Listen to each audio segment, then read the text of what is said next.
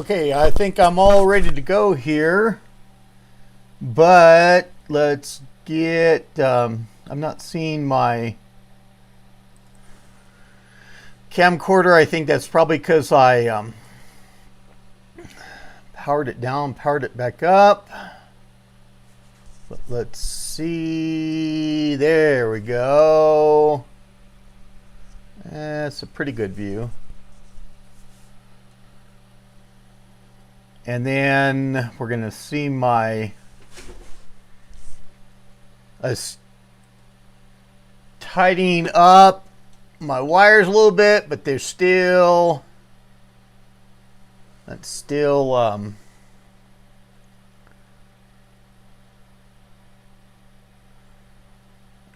I think that'll be a good place to go. Maybe a little bit higher, because that will come. Yeah.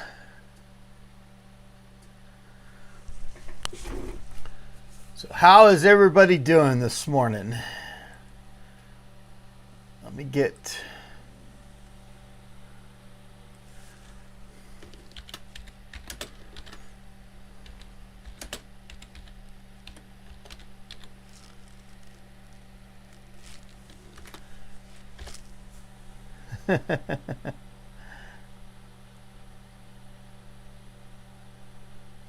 I don't know why I didn't have the message. I was going to remark this. It's called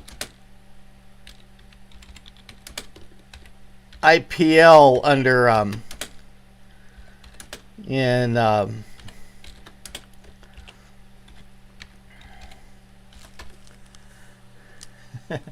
you know, getting things ready and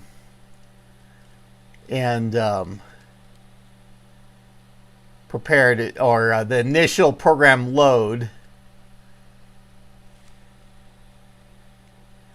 Good to hear, Ryan. I'm gonna go through and get started looking at this thing here really soon. Just give everybody a chance to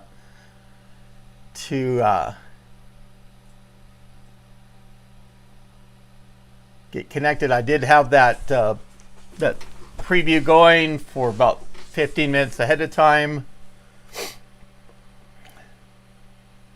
and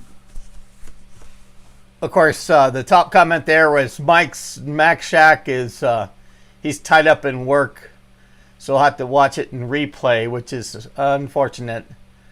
What I went through to prepare for this, and yeah, that's probably a, well, let's go to the webcam, the camcorder, excuse me. What I went through to prepare for this is I do have 2032 battery.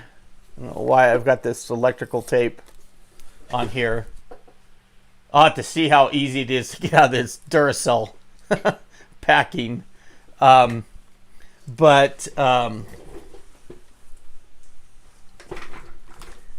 I've got my, I've just got my go-to diskette drive that is the, that's the unit that I can commonly pop in my PS2s. It's got the power and data all in that 34-pin connection. And these are the type, it's not the exact model that went into like the L40SX and some of the other PS2s, but it's a Panasonic drive, very close to that.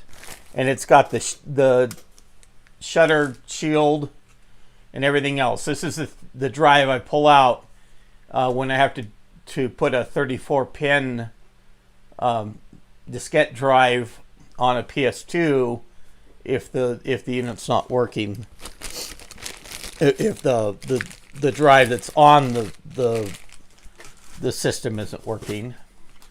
And then I've just got standard screwdriver here. I shouldn't need it for the so-called tool list design. And ultimately, this does have the It does have the keyboard and the mouse inside here. I've got, you know, a mouse off to the side, another mouse, other keyboards elsewhere, but these should work in here. They're brand new for that. And I did get, this is an 8512 display that is, that I also picked up. I got two other monitors that that the seller had aligned and everything else too. So I think we're set. I'm actually gonna put this box off to the side because I'm gonna go to my my background display there, and I can actually get it up on screen and everything too. Now, I think that this is the correct unit, the correct complex that came in these units. But I've got one of those set aside and probably just a little bit of a show for what that is. And that is the so-called Type 0 complex. And that's a 386DX at 20 megahertz. Open FPU socket. And this is the cache controller because this one does have 64 KB of cache. And this is largely modeled after the Type 2 Model 70, which would be what the Model 90 was intended to replace. There's also what they call a Type 0 minus, and that's named by the community and has been a rather recent discovery. That is an older design that does not even have the cache and the cache controller on it. And so effectively I should have two of these Type 0s, one in my hand and one in the unit. But I don't have any Type 0 minus either. And I think they use separate reference diskettes as well. And that was my other question. This does have a pack in there. But I do have my tweener, my so-called tweener system ready here. I've got diskettes down below that I could go through and make a reference diskette quickly enough if I have to. And I've also got the system information tool diskette off to the side there. It's a bootable diskette. And I don't know if we'll necessarily have time for the system information tool in this live stream. I'd like to hold my live streams to about an hour, but I just let them, I go with the flow. And so we're going to go through and get started here. I'm going to go, I'll just take that monitor down. I think my field of vision for what I have in the camcorder is pretty good. I'm hoping that the light is not interfering too much with that. And give me enough table space. I've got my other connectors there. Otherwise, we're going to go through. I'll try and show a little bit. I guess I can go through and kind of use my webcam on a boom. So this is inside the box, and I just poked my camera in there before to take a picture of that badge, since that's so unique as well. Now, I don't know if this would have normally been wrapped in plastic. I know that the seller, he had gone through and had it out of the box and everything else and checking it out, making sure that it looked correct. I think it was giving him a setup error, of course. We'll deal with that effectively.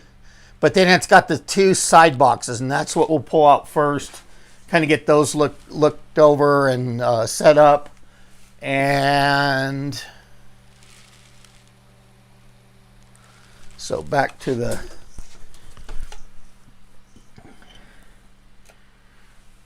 camcorder. We're going to pull out this smaller box, get it right side up, and it's got part numbers on it. Want to make sure I'm doing adjustments, and of course I'm on my wired mic.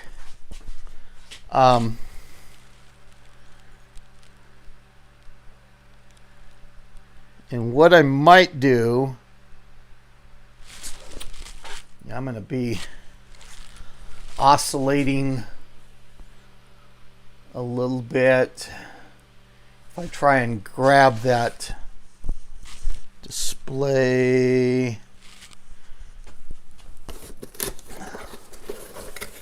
and so my studio is not set up the best, but here's what we'll do. So, of course, the all-important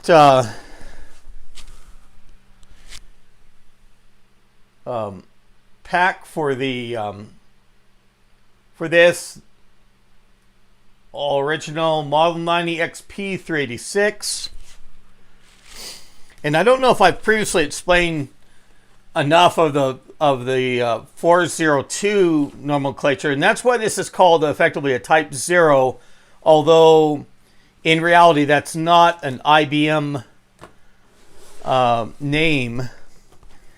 And what it is that submodel is the model is 8590, and it's a 402, and that 4 means that it's a special bid unit.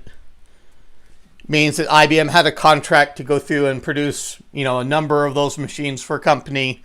The story is that it was insurance company, I think like Aetna. I think there was maybe like a German bank. I don't know the contract that this was under.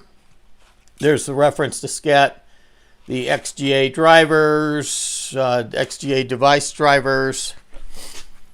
Those may come in handy.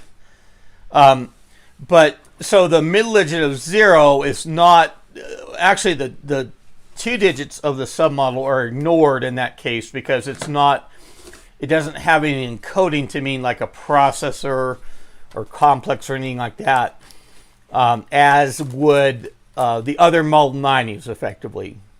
That middle digit would be a CPU type, basically, on the complex. And for the 386 DX20, I think that's like a 3 or something. But we started calling the complexes Type 0s. And there's our standard finger mouse, our keyboard cable, and this has the SDL connector at the keyboard end. We'll be using that. Power cord that we'll just set off to the side. I do have a power cord already plugged in. And this is the external SCSI terminator.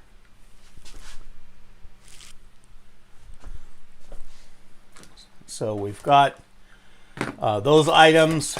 I'll probably have this off to the side as well for us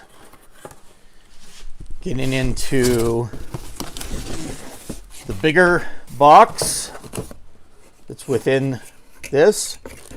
And there we have our Model M keyboard. And this being authentic with the SDL connection, period appropriate for that, for the model. And the 8500 series are a gray or a black badge, and the 9500 series has blue lettering for the IBM. And this doesn't look absolutely new. In fact, the keyboard even is got it's been used. That's fine. It's a complete unit. That should be easy enough for me to clean up as well.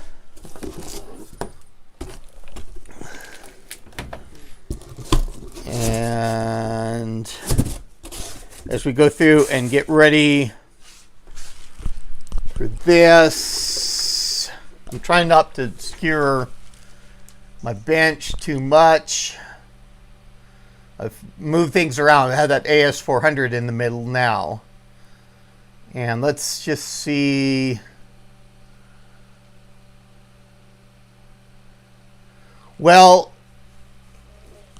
and that was, we've got Major Traum in the chat. And I was even wondering if the 401 was was a different contract from 402. And normally for the Model 90, being a later PS2, that middle digit of 0 would be the CPU encoding, and anything's possible, I guess. I look back through, I'd always heard it expressed before, I thought it was a 401, but my memory is incorrect, and I saw a lot of references on the SIF news group to being a 402, and so I don't know if every produced unit was that same of this type, was even for different contracts was identified as the 402. I want to create as good a view of the bench that I can. That may mean just going to better for a webcam view. At least I've set up my blue screen and things like that for that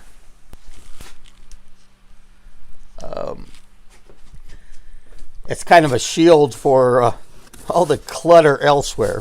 And I'm just going to go through and I'm going to pull it up by the foam. There's separate power cords, and these are probably for the 8512 monitors otherwise, because they're out of the box. I want to go through. This box did get a little bit dinged up, but it does, as the announcement showed, does have that label on there identifying as an 8590 402. So this is the original box of the system. And I guess they do show how the thing is to be pulled out. I didn't look at the instructions, I guess, to go through. They kind of show it a little bit different, where they one of those flat boxes is on top. So let's get this thing down. Make sure we don't bump any reference diskettes. And it does look like it has a little bit of lawn or something. I don't know what in the box fell in the box, but in very good condition. And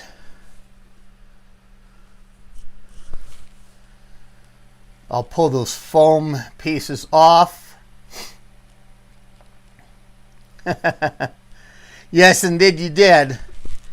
I don't know if I'm not necessarily purposely delaying anything, but and the box is labeled as 14.8 kilograms, which is 33 pounds, just as a weight when it would be full.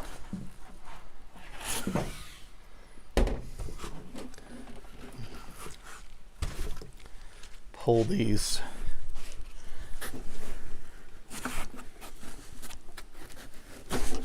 foam pieces off, and we'll go through and we'll do a preliminary look. I want to kind of sit back. We're going to go through, let me see how that shows. Pretty good. And let me see for the camcorder, we can probably, just in case I have to switch to that or zoom in or something. And I'm kind of using the the boxes. I've got my I've got an open window for the or an unshielded window for the light on that side, and my big old Ricoh copy machine. Yeah, that AS400 being in the middle of things, that didn't really. I may still have to. May still want to move things around with that. So the thumb screws on the back, and we will go through. Let the pull. Okay, and they go into, they stay in the retainer. Looks nice and clean. And just for show of the, I guess I left it in the camcorder view. I could have gone through. Okay, yeah, that's a little bit better. Very, very clean otherwise machine. There's that nice badge. Let's see if the camcorder will pick that up a little bit better. Oh. And I kind of have to. Yeah, catches the light real good. And I was glad how that turned out with the picture where I stuck my camera in the my phone in the box and took a picture. I was glad how that image of that badge came out. Okay, so we have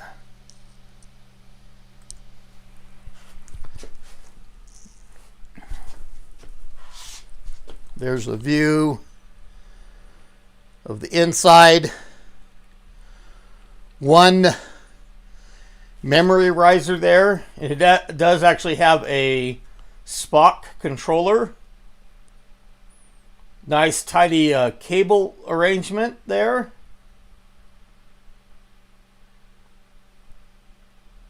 And we'll get looking even at the color coding of the power supply.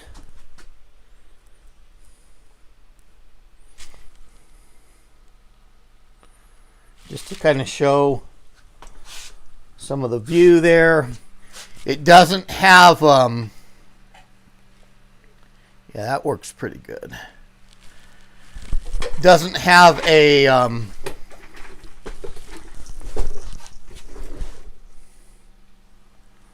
the DBA ESDI drives,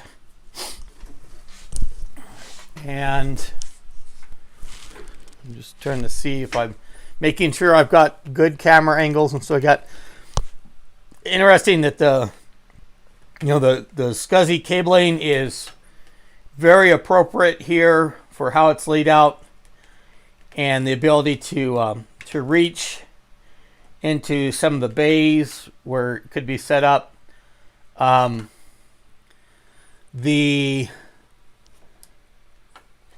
I'm not familiar right off the top of my head of the bay numberings, but it does have the SCSI hard drive down here. I don't know if I want to necessarily pull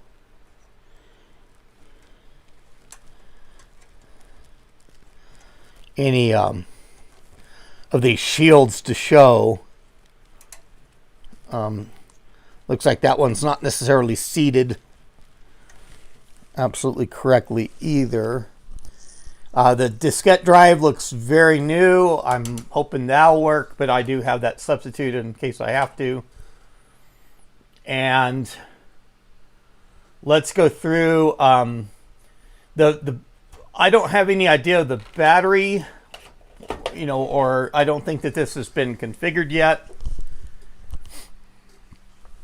Going through these adapters look, now I have to really loosen up the one screw for the adapter, the SCSI adapter. That's the only adapter in place. I'm trying to keep myself grounded here too. And so we don't have any sparks or anything else. Catch that. And then microcode version.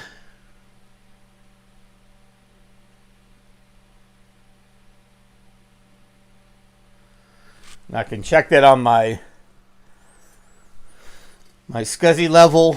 And then there's and this is the older set of ROM extensions. So effectively the less than a gigabyte drive.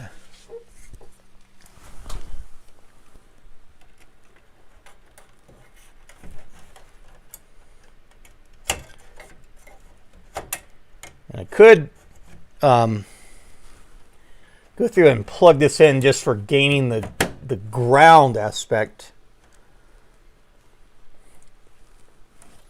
I don't know necessarily I'll need the terminator, but we'll get connecting up things in a moment.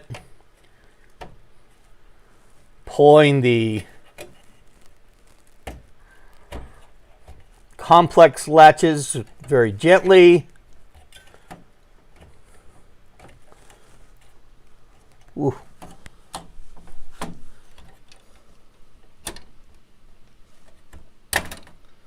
Okay, we didn't break anything. And just looking at, that does have a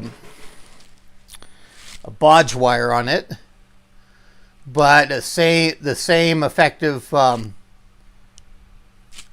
Type 0 complex that I right, okay, get right side up.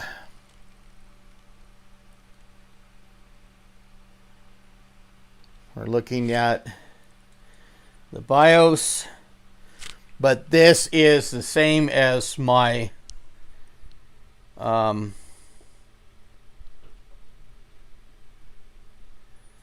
the other complex I have in the shrink wrap. These capacitors, they all look in pretty good shape that are on these electrolytics. And I think that this, okay, I'm just looking at it wrong because I was looking at the length of that complex connector, and I thought that they were shorter than that, but that's the full length of the of this board.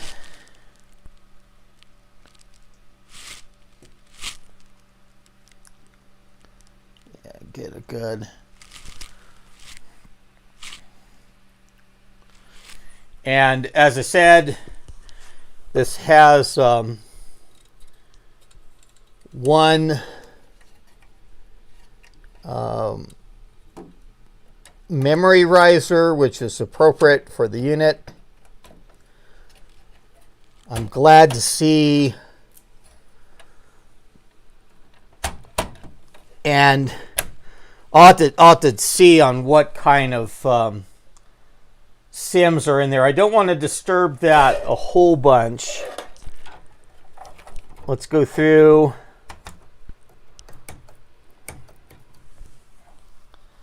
And get the SCSI cable back on there. And we'll start getting that connected. I want to check comments. Yeah, it had the Model M actually does look like it's got that has been used. I mean, lightly used, not too bad. And I even have alcohol wipes that I can around that I can easily clean that up.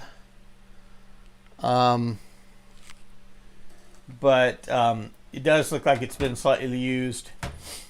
The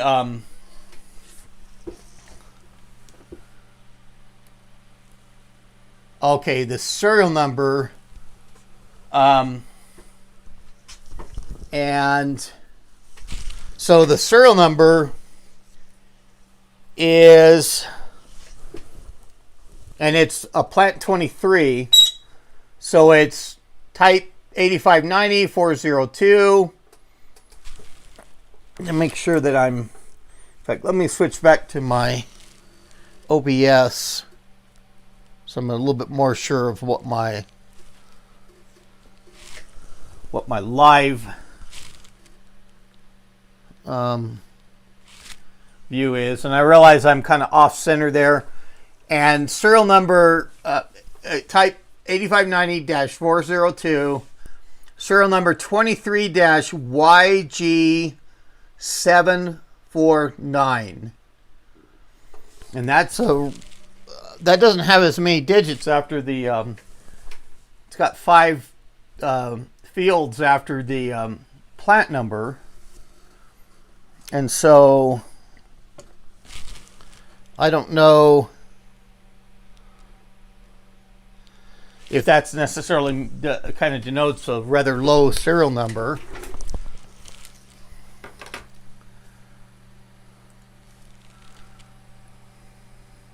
Yeah, it is so clean. Other than the keyboard having a little bit of dirt on the those used keys, the unit itself is very clean. It's not been out for any use at all. It's what it looks like, which I'm very glad to see.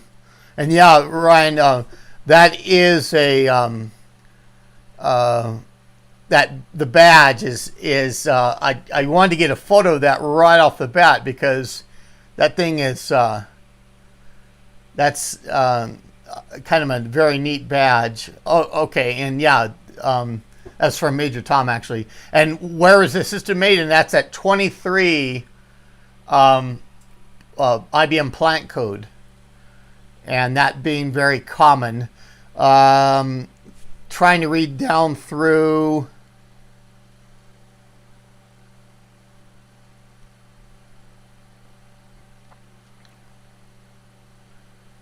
Yeah, new old stock, correct. And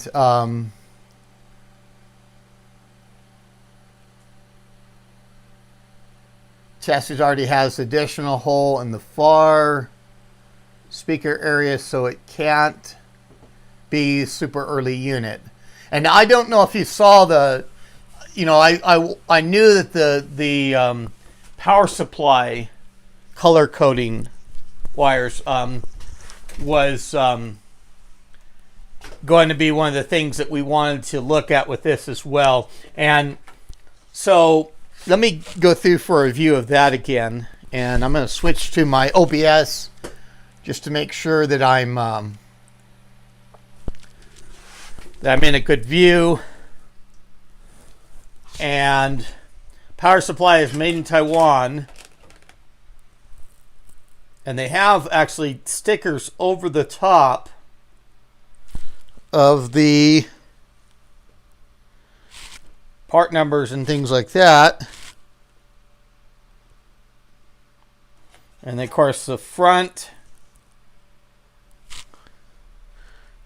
connector for the power supply being there, and that side connector,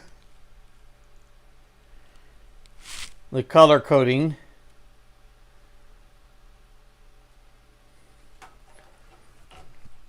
That's a good view of the power supply.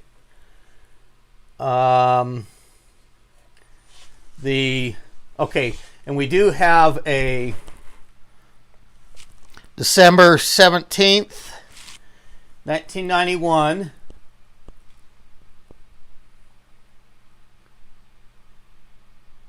And there's a little bit more of a view of the speaker, and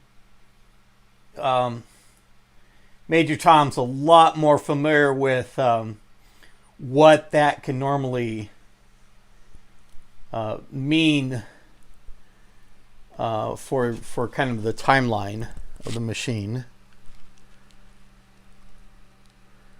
Okay. So I'm going to go through and kind of wanted to mask the, even though it'll come for a time for that, of the screen display that I'll get shifted over for that. I did want to kind of mask out that background screen. I'd still have that tweener system running. It's mouse, keyboard cable. We can get the, and we'll put, I'm assuming no SCSI devices that we, for this SCSI card, we're probably wanting to put on the Terminator on the back. The Terminator. Okay.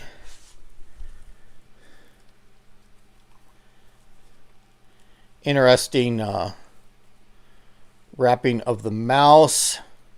The mouse looks, and that's a gray ball. It's heavier. That's the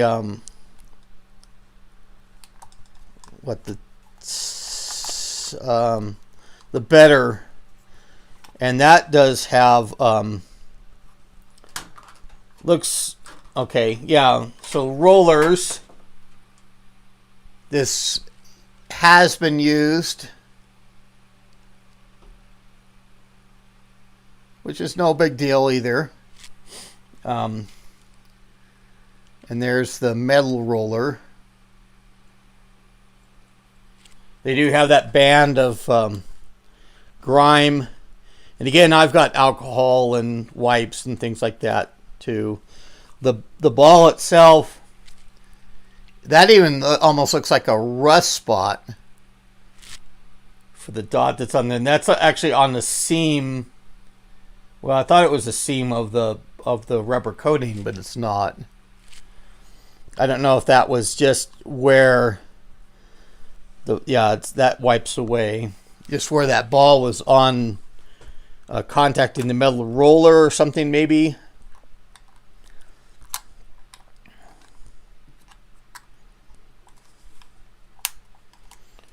Okay, and that latches back in position really, really nice. Go through. Oh, and it even has the, I should have shown the back.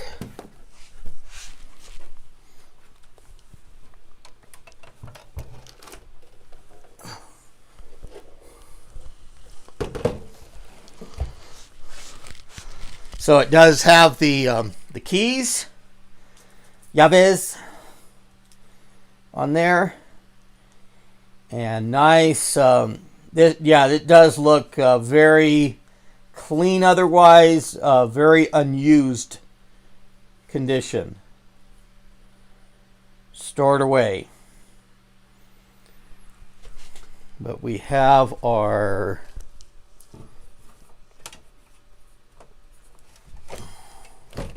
and make sure that I'm careful around this metal shielding and stuff like that, because this stuff will cut you.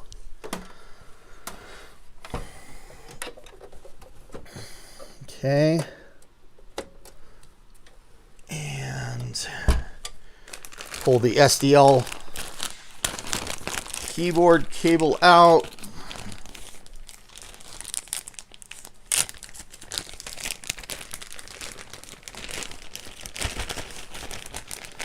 I mean, for all that of the use of the keyboard, it's made in Thailand.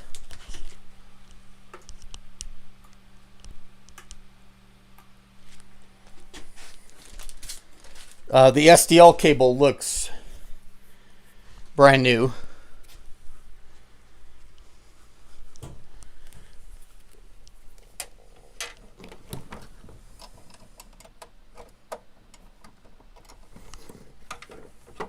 Of course, I'm making sure that I get that flat edge of the connector pointing up.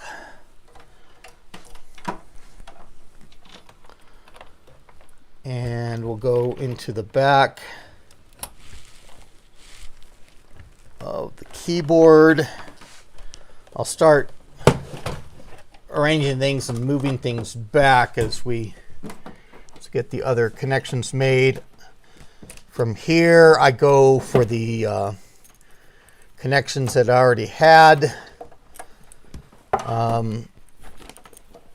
set up on the bench. For the planar VGA,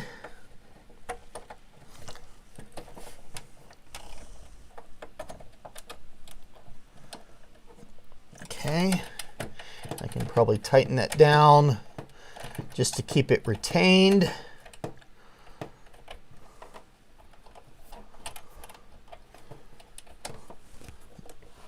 Okay, and lastly, the power, we've got our power switch out.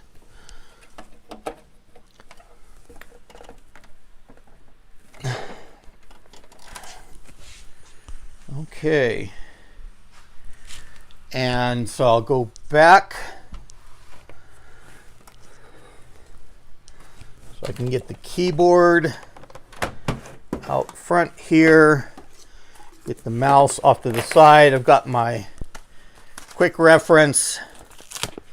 Let's and this does feel like it's been opened. I mean, it was still kind of, the adhesive is a little bit of a mess, but these booklets, and there is I'll go through and scan these too for all that. And we have probably the booklet showing all the connections, effectively the readme first and the packing list.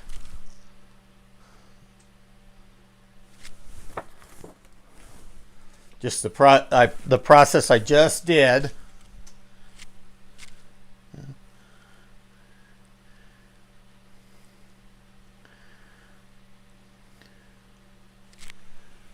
And program license agreement.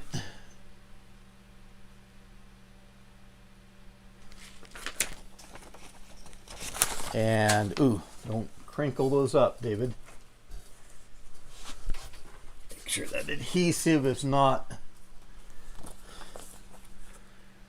XDA, or the device driver installation. Telling that includes the diskettes I have over here.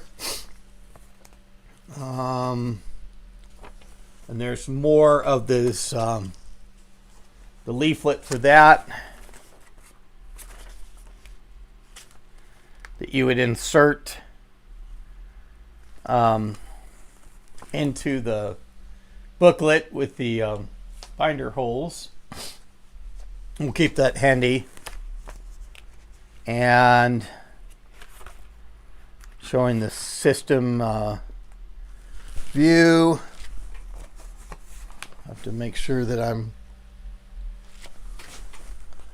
on camera right here.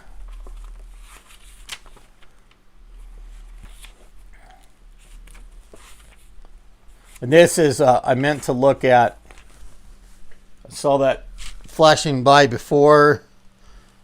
There's the December of 1990. And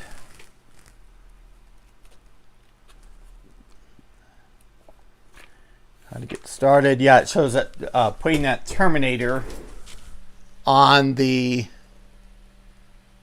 Spock.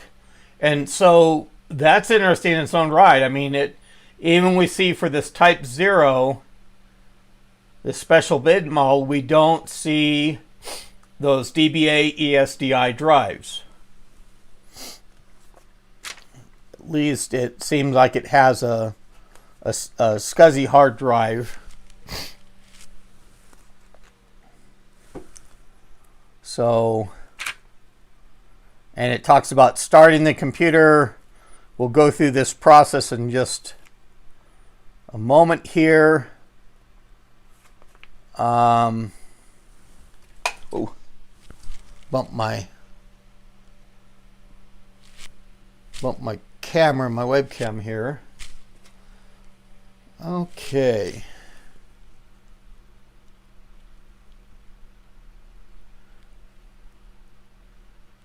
And selectable startup and things like that. We'll get looking through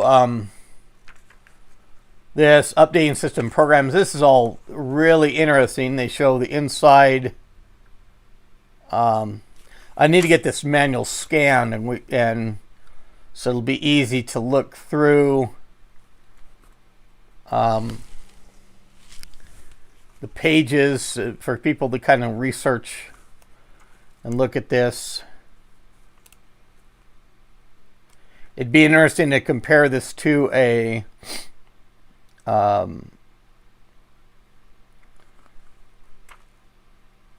to the Model 90 XP486 units. They even have the video memory expansion, all dealing with all the hardware testing, troubleshooting, all that. Even talking about cassette basic in that. So let me look at comments. And we're doing pretty good on time too.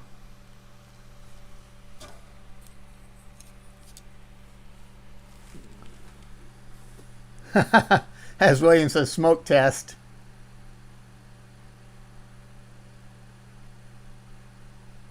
And we'll look at the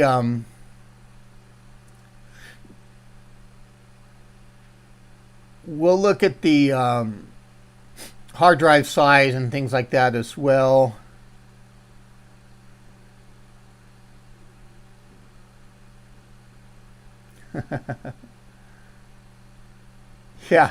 Yeah, the cheese cutter video, that was very interesting. I liked how he demonstrated the accuracy of that unit too, the mathematics of the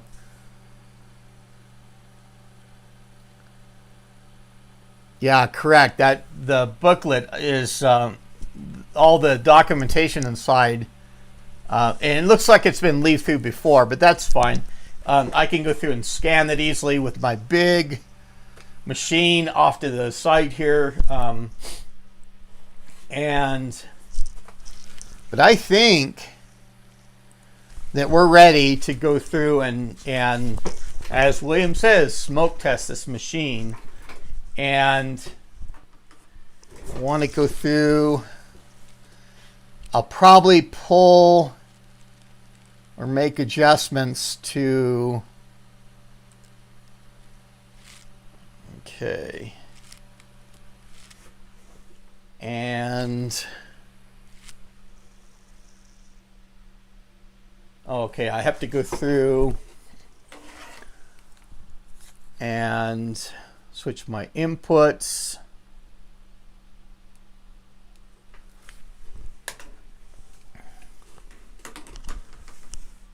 No. Come on.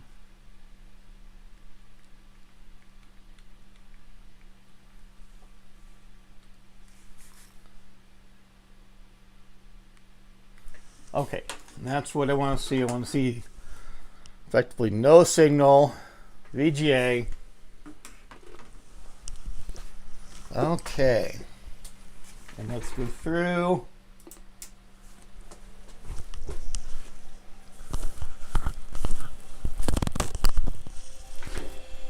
Hear that?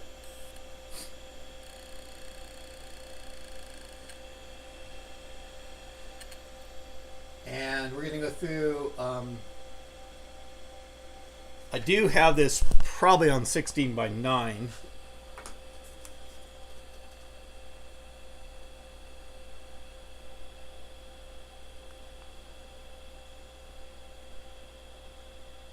And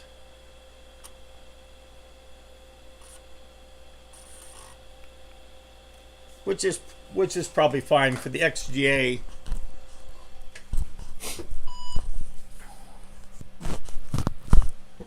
Okay, so I'm going to go through with the reference diskette, putting that in, just to kind of show, yeah, I can still kind of adjust that to get in the right area of the screen. I put the reference diskette that was included with this unit into the drive, going through for F1.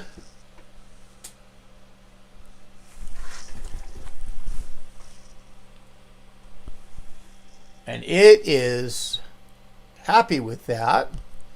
So we're going to go through.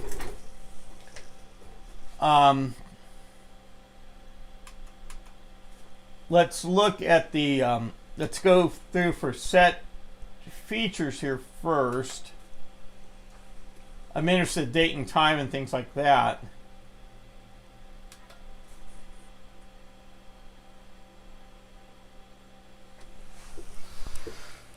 Okay, we're in a party like it's 1909.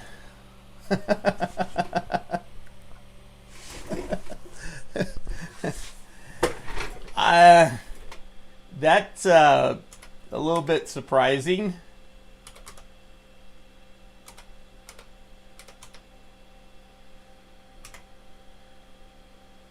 And we are getting pretty close.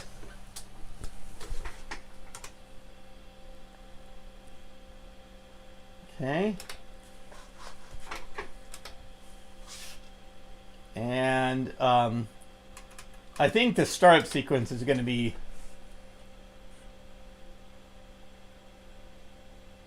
okay. So, and that's fine for the diskette drive 0 being the first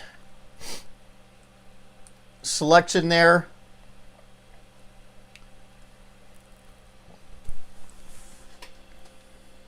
Okay.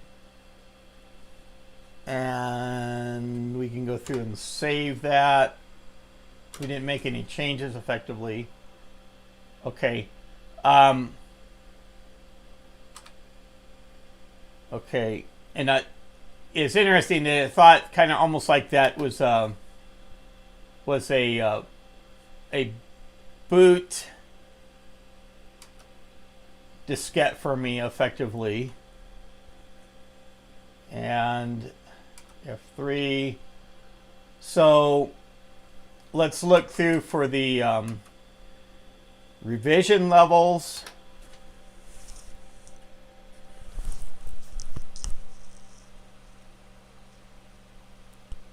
Okay. So there we have our model, submodel, revision level, and a diagnostic level. It gives us the BIOS part number. Let me look at comments again.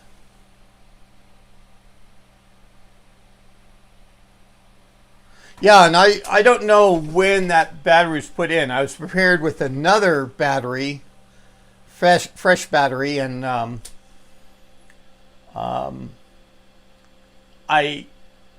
would think that was the original battery, the way it cycled through. Yeah, and I do have my tweener system for that to go through, and I know I was prepared for doing that. I'm all set to go on it. And so we've looked at that. And let's go up to the set configuration.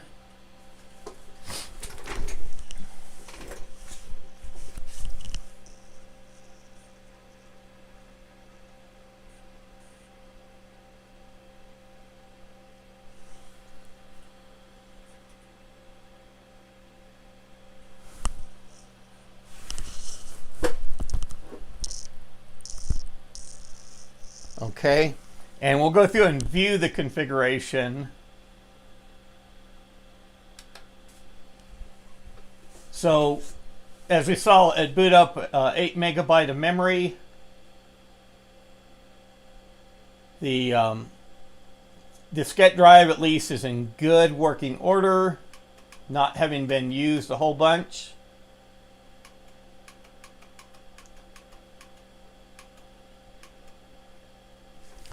And that's just going through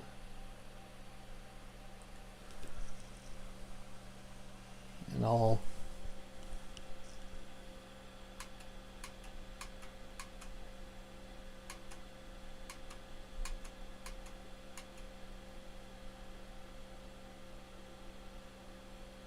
Planar device 5 empty. Planar device 6. Is this, I guess I should be more familiar, and I do have other Model 90s, of course. I wasn't sure of the planar device notation.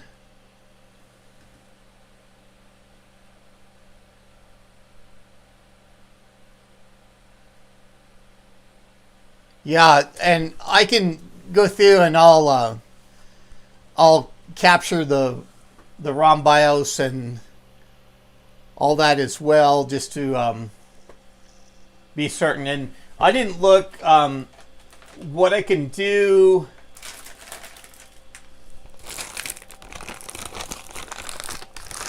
As a good reference, you know, I did show the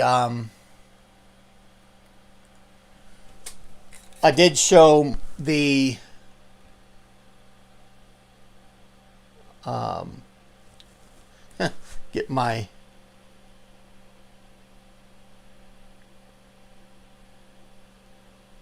and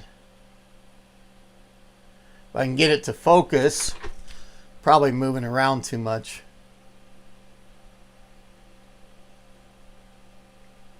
But that is the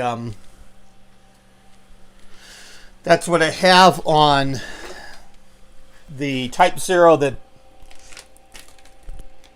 I've had for a while, that Daniel Hamilton had sent me. And I was even hoping for all his work that he was able to be on the chat as well, because he's been very instrumental in these machines. 9.4, and so that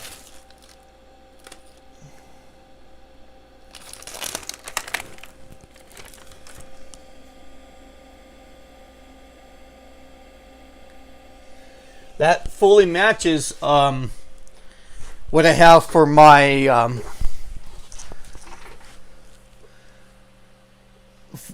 the EEPROM versions between the FRU part numbers and everything else match for that between the two complexes.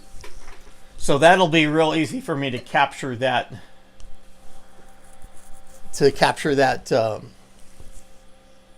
BIOS image. So there's our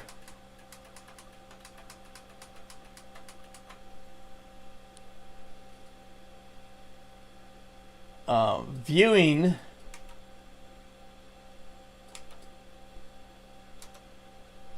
okay, and our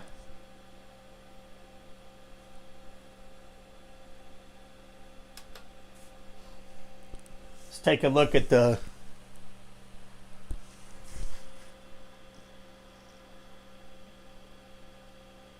okay.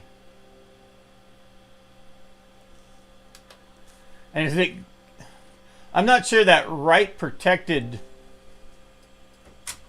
warning on this either. And of course I don't even have the block to go through and make it non write protected. So there's your information about the SCSI hard drive, 160 megabyte, which is pretty standard.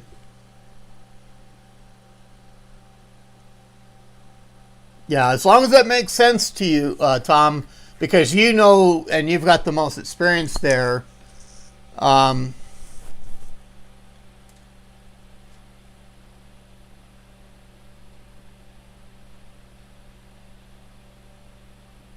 Yeah, it's as I say, that'd be really interesting to compare that to the Model 90 otherwise. Okay.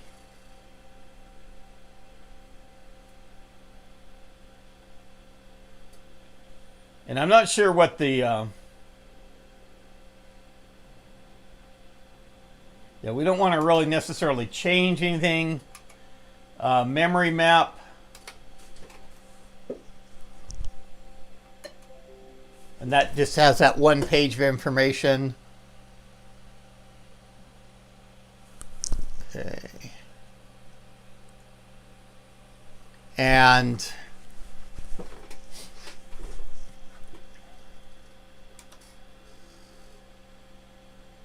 okay. So let's go through. We don't necessarily have to run the automatic configuration. I think the machine is set up in this sense.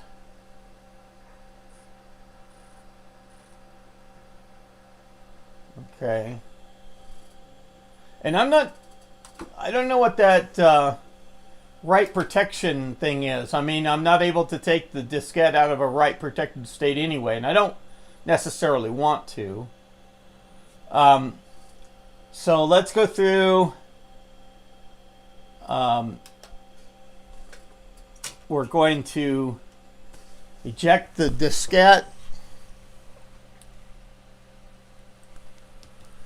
I've got the diskette out of the drive now, or hanging in the drive, I guess is the way to say it. And go through and it'll count to the 8 megabyte.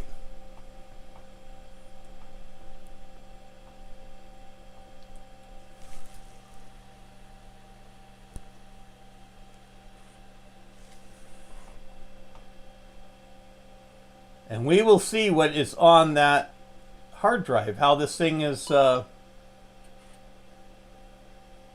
So that hard drive is not prepped and drops us in the cassette basic, of course, without the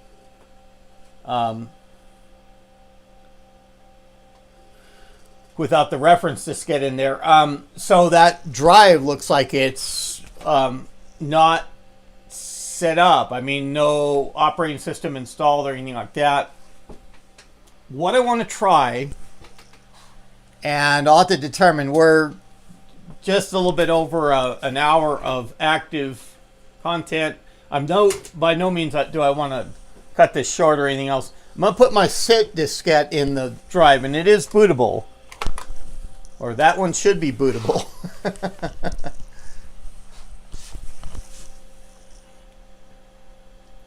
We have the cursor in the upper right hand corner, if you could see,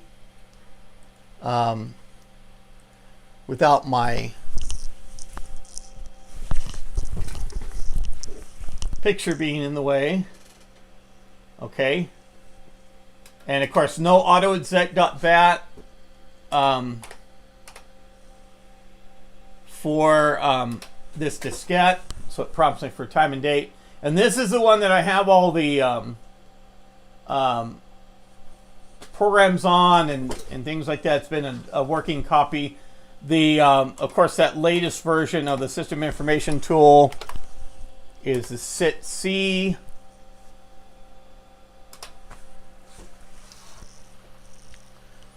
And we can go through. I should ultimately start putting the mouse driver on here. Maybe have an autoexec load the mouse driver so I can get that in the system information tool.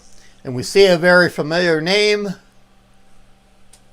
there on that screen. So we're going to look through adapter information.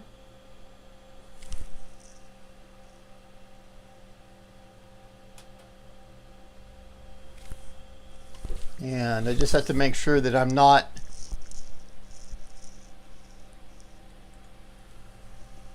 interfering with any of that being presented on the screen. And so MAL90, it goes through and of course shows the 4 effective real slots, microchannel slots.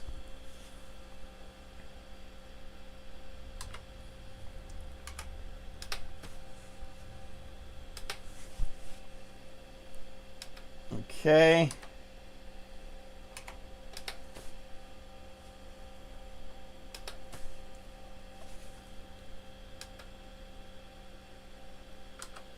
Okay, and this is what I'm interested in on the so we have an IML reference partition, but how come it isn't going to that without the diskette in the drive for the setup? And then of course SIT just shows 4 entries there normally for that's probably just all continuous space of for putting a partition on the system and installing an OS. But I think it was interesting for all the special bit, and I have no reason to doubt that this is anything but the original. That there wasn't an operating system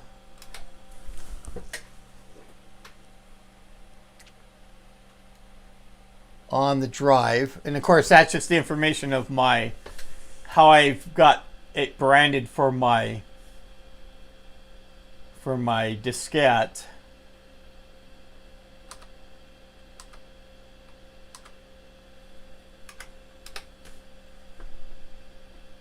Okay.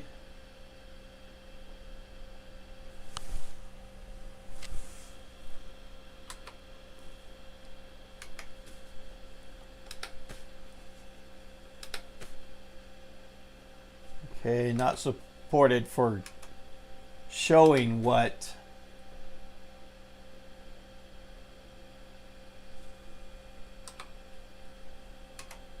mapping as we looked on the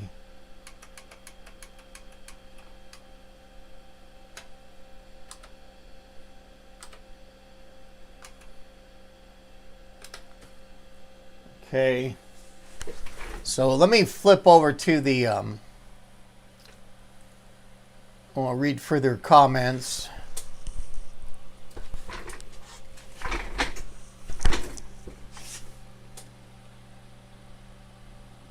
Okay. Okay, the write protect thing is normal. IBM did that to prevent you from using the original ref disk to configure the system, which I'm using the original ref disk, and we'll see what that image looks like otherwise when I go through and archive it.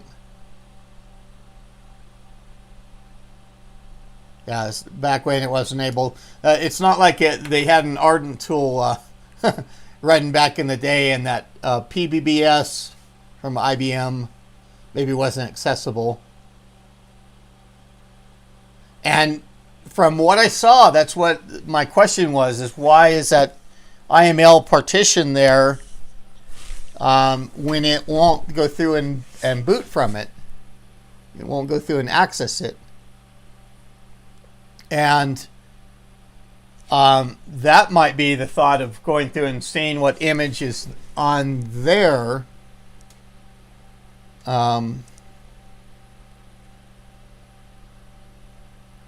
So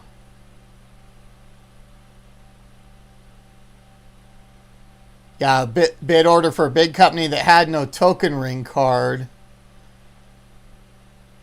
What did they do with these image from floppy drives? And so I would think that they would send an IBM engineer out to go through and assist the customer with installing these, of course, and going through and installing any network adapter that the customer specified, as well as the operating system, apparently in this case. That's what really amazed me. It is, I mean, it just appeared like this is a generic 8590-402 that's unconfigured for the situations to the specs of that special bid. You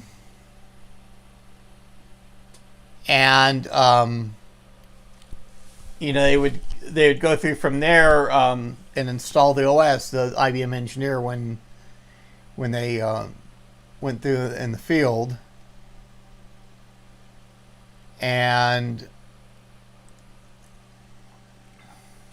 But let's get back to, and of course, everyone's had a chance to read these in the interim, but the second interrupt chip is present, pretty much well known. Real-time clock is present. Way down external event is unsupported. Extended BIOS data area is allocated. The system has a microchannel bus. DMA supports 24-bit address space. Keyboard functionality call supported. Return POS data call supported. Return memory map call supported. Enable disable processor functions call unsupported. Non-8042 keyboard controller and system. Data streaming is unsupported. SCSI subsystem not present on the system board. Information panel is not installed. This is an IML system. SCSI support is not in the IML image for these, to maybe get a little bit of insight.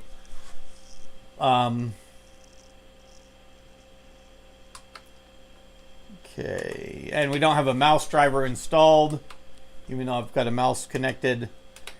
And of course our DOS version 5 from the boot diskette for set. This is going to be the informative thing, and that's great that it goes through and identifies this. I didn't look through the supported malls earlier to see about the if the XP386 would be identified.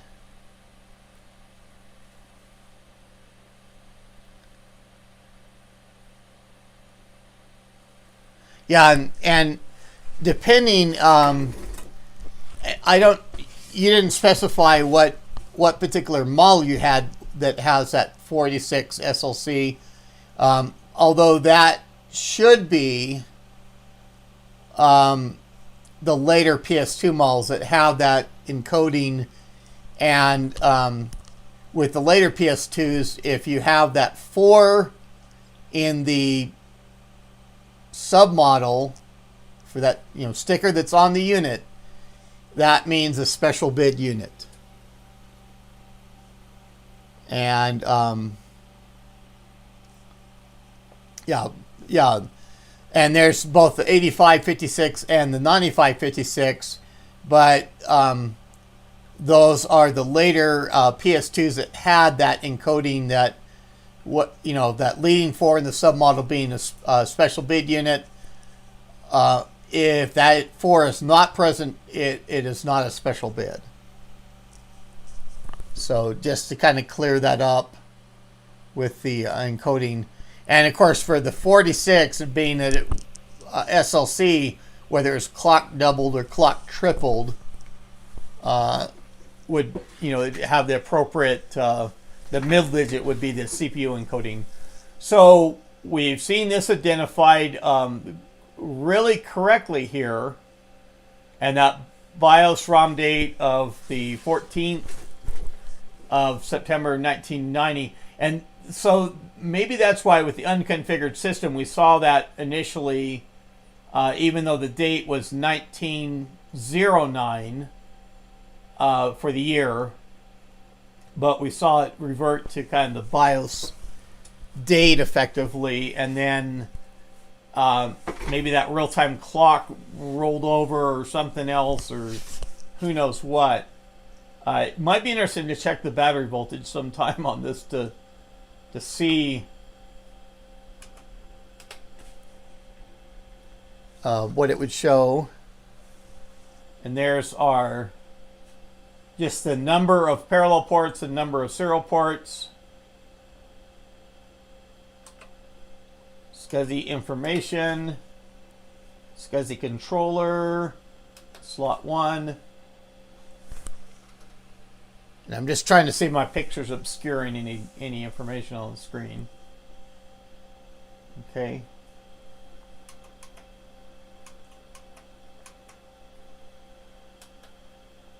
And we can go into drilling down into the devices.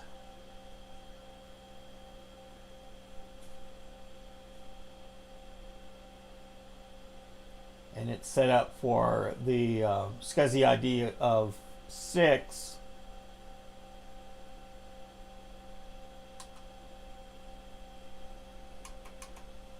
That's the bottom of that screen. We're able to see the same information there. And then video information should identify that XGA. And identifies my attached monitor as an 8514, but that's fine. And I guess it's got just the 512 KB of VRAM. I didn't really look down through it on the board. Yeah, it's got the sockets there, of course. And for the 8590, having that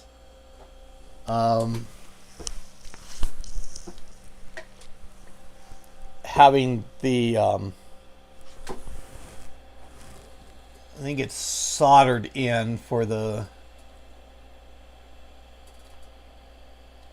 no, it's socketed. I think later on they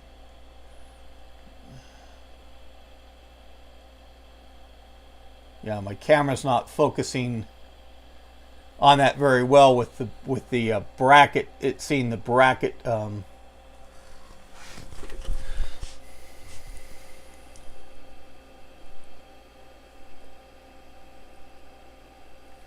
I have the flash. Let's set that back to automatic. I had the flash turned off for the other pictures I did. But that is the system information tool on the system. And so that is a I'll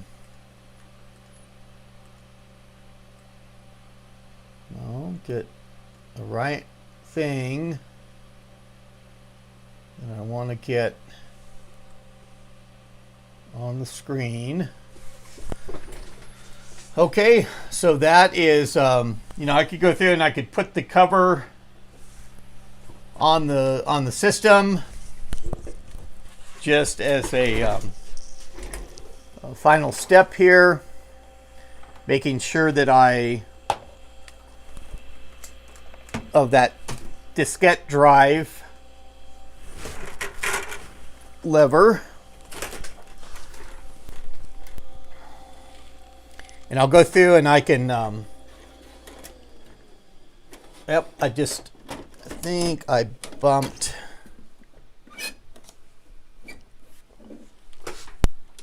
power.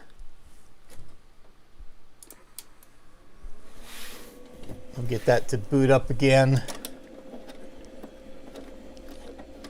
And I'll get through to,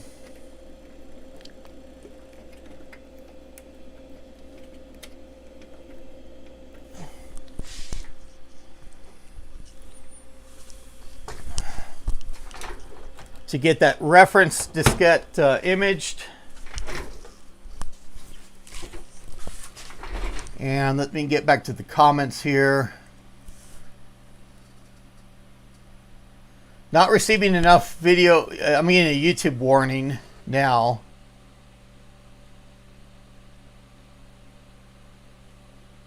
Okay. I just want to get this booted up again. I don't know if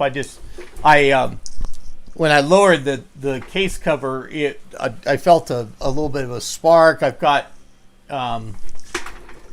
with the colder conditions, it's sure knocking the moisture out of the air. And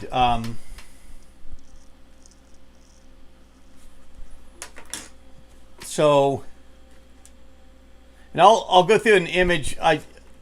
They'd probably exist otherwise, but I'll go through and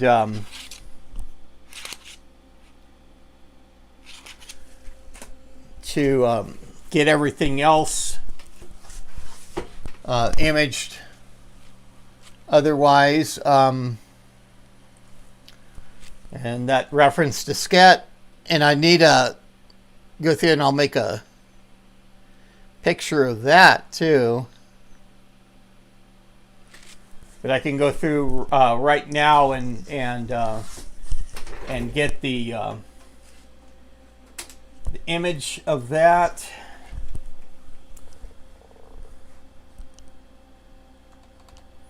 And I've got my, for my tweener system, I can go through and I can also, yeah. I know the iProfiler needs to be set up again. Okay, so we're going to go through and we're going to read the diskette. And I have this just connected to the PC inputs of my monitor. Now that light on that screen from that angle doesn't. I've got the sunlight coming in through the glass door on the front, and then that ring light lit. But I can go through and it'll be easy to see the contents of this and what files are on that in examination.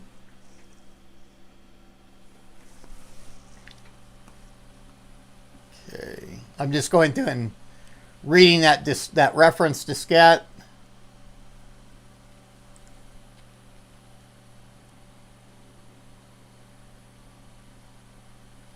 Yeah, and I can do that as well. Okay. And I do have this my tweener system connected to the Creature speaker subsystem, so it gives a nice sound for that. And 90.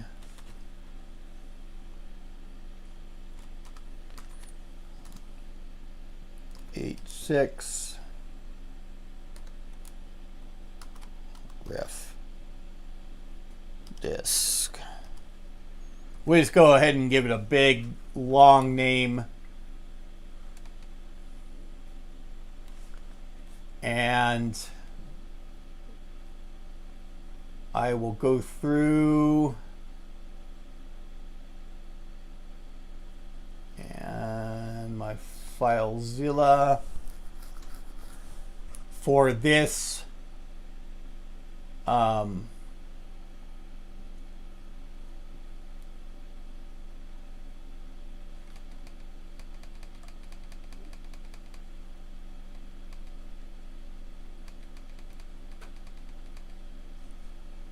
okay, we just want to go to the D drive. And I'll go through. Let me get connected, Tom. It's a good thing with the screen being so small, it can't be seen for my password length or anything like that.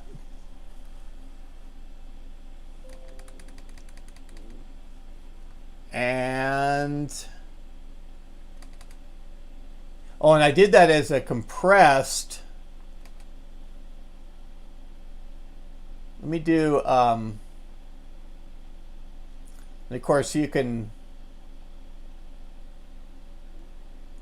convert it to, okay, let's go save as, let's do a an uncompressed image too.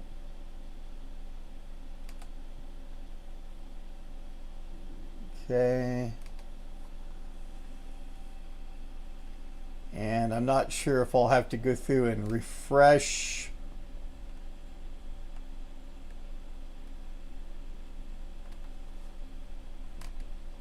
Step out, step back in.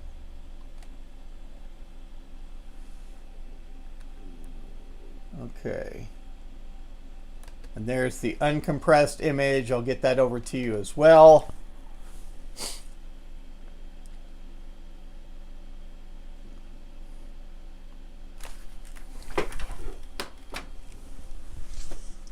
I'll go through. I didn't know if we had that BIOS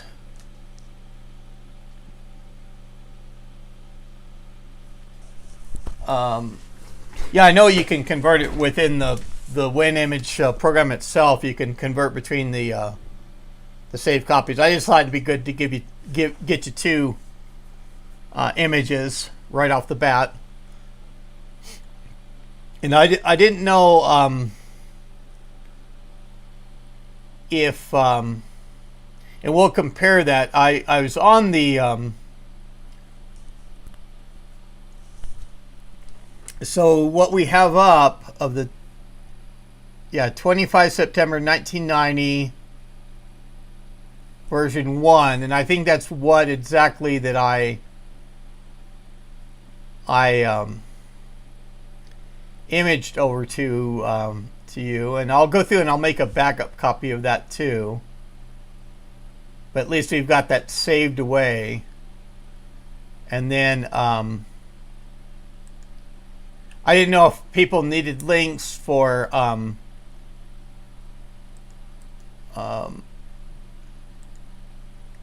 that type 0 complex or anything like that. But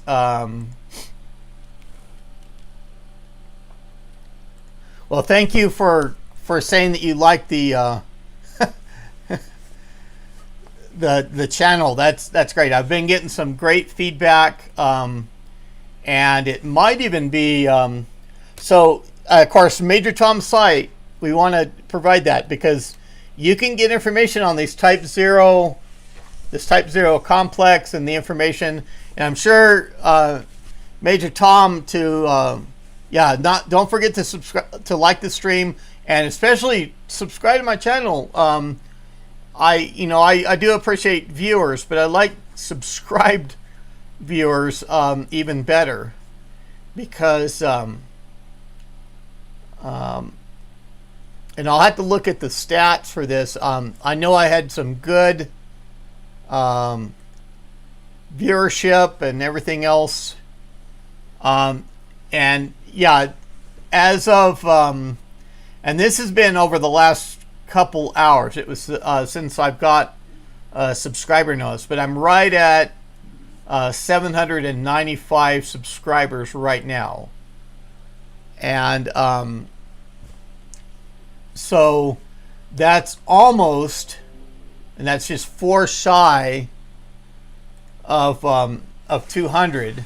So 196 since the live stream a week ago. Thank you, and I'll probably get the notification here in a moment, or I can because and that's just been interesting growth. That's been from a lot, of course, of Curious Mark going through and linking my channel into their repair of that or the troubleshooting of that planer, and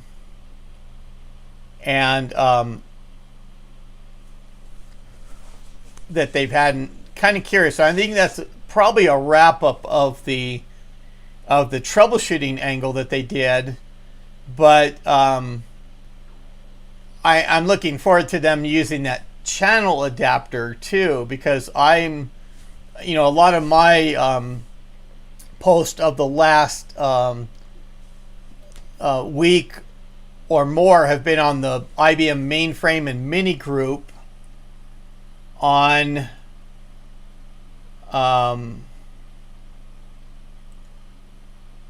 Facebook, and I've had quite a few posts there. I'm interested in checking out that mainframe and mini computer concept, the just the aspects of that, and so here's the link to the IBM mainframe and mini group, and then I want to give a link to the PS2 group on Facebook, known as CIF, for that comp.sys, comp.system.ibm.ps2 hardware. Let's get to, and I haven't checked, I need to check out the news group a little bit more. There's some new post on there. This is the CIF news group. And yeah, that AS400, I really enjoyed getting that in. That 9406-170.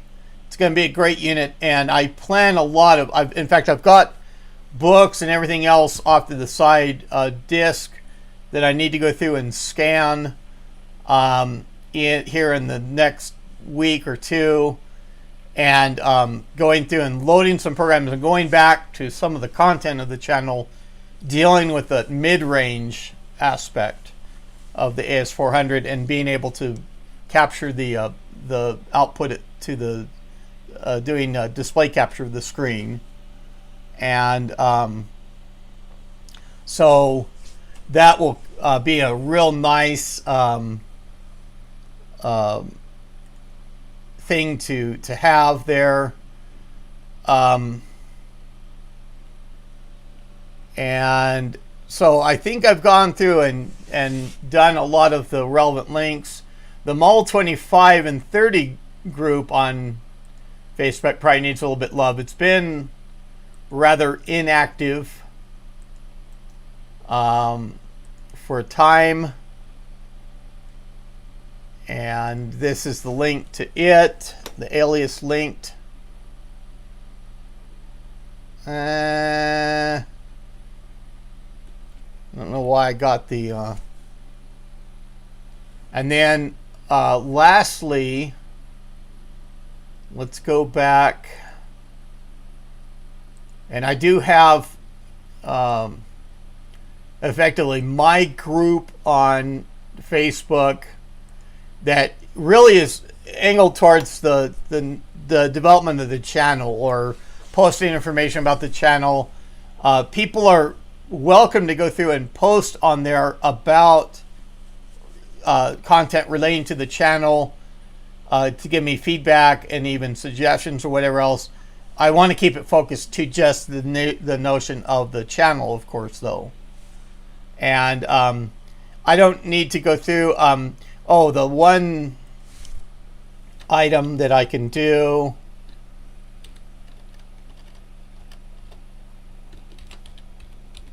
since I've had that kind of a real rudimentary page as it is anyway. And I wanted to even get this to where it could be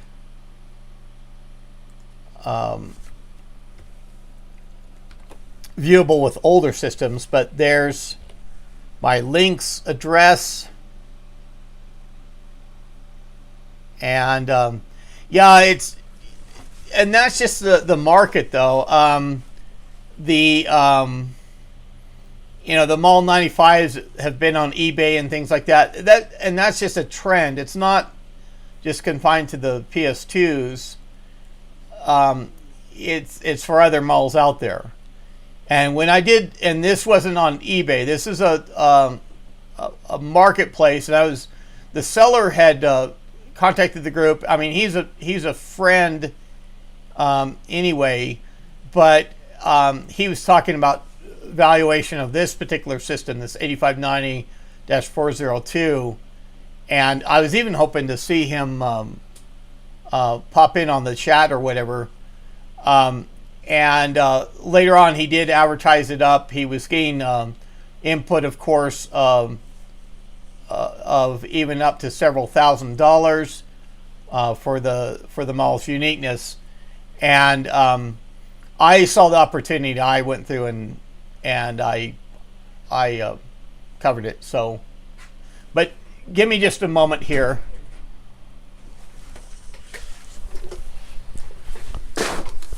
Hi, are you on the air? Yeah, I'm just finishing up my live stream. So okay, Ken wants to meet you. Okay. Badner.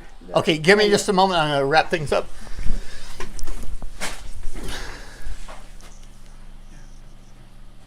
Okay, and so I've got visitors. I'm going to go through. I've been live for well over an hour, getting up close to 2 hours.